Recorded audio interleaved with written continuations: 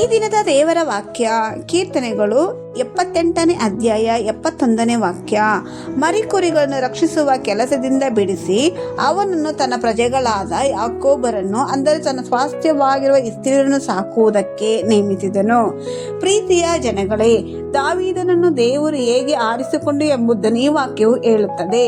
ಮರಿಕುರಿಗಳನ್ನು ರಕ್ಷಿಸುವ ಕೆಲಸದಲ್ಲಿ ಇದ್ದ ದಾವೀದನನ್ನು ದೇವರು ಅವರ ಉನ್ನತವಾದ ದಿಟ್ಟವನ್ನು ನೆರವೇರಿಸುವುದಕ್ಕಾಗಿ ಕುರಿಗಳನ್ನು ಮೇಯಿಸುತ್ತಿದ್ದ ದಾವೀದನನ್ನು ದೇವರು ಮನುಷ್ಯರನ್ನು ಮೇಯಿಸುವುದಕ್ಕಾಗಿ ನೇಮಿಸಿದನು ಎಂದು ಈ ವಾಕ್ಯವು ಹೇಳಲ್ಪಡುತ್ತದೆ.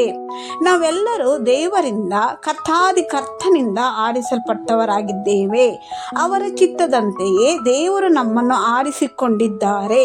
ಪ್ರೀತಿಯ ಜನಗಳೇ, ನಮ್ಮ ಜೀವನದಲ್ಲಿಯೂ ಸಹ ದಾವೀದನನ್ನು ಹೇಗೆ ಮರಿಕುರಿಗಳ ಹಿಂದೆ ಇದ್ದನೋ, ಹೇಗೆ ಅಲೆದಾಡುತ್ತಾ ಸುತ್ತಾಡುತ್ತಾ ಇದ್ದನೋ, ಅದರಂತೆಯೇ ನಾವು ಸಹ ಅನೇಕ ಪರಿಸ್ಥಿತಿಗಳಿಂದ, ಪಾಪದಿಂದ, ಗುಲಾಮತನದಿಂದ ಅಲೆದಾಡುತ್ತಾ ಸುತ್ತಾಡುತ್ತಾ ಇದ್ದ ನಮ್ಮನ್ನು ದೇವರು ಕರೆದುಕೊಂಡು ಬಂದು ಅವರ ಮಕ್ಕಳಾಗಿ ನಮ್ಮನ್ನು ನೇಮಿಸಿದ್ದಾರೆ. ಅಂದರೆ ಆರಿಸಿಕೊಂಡಿದ್ದಾರೆ. ಅಂದರೆ ಅವರಿಗೆ ನಮ್ಮ ಮೇಲೆ ಇರುವ ಉನ್ನತವಾದ ಒಂದು ದಿಟ್ಟವು ಇತ್ತು.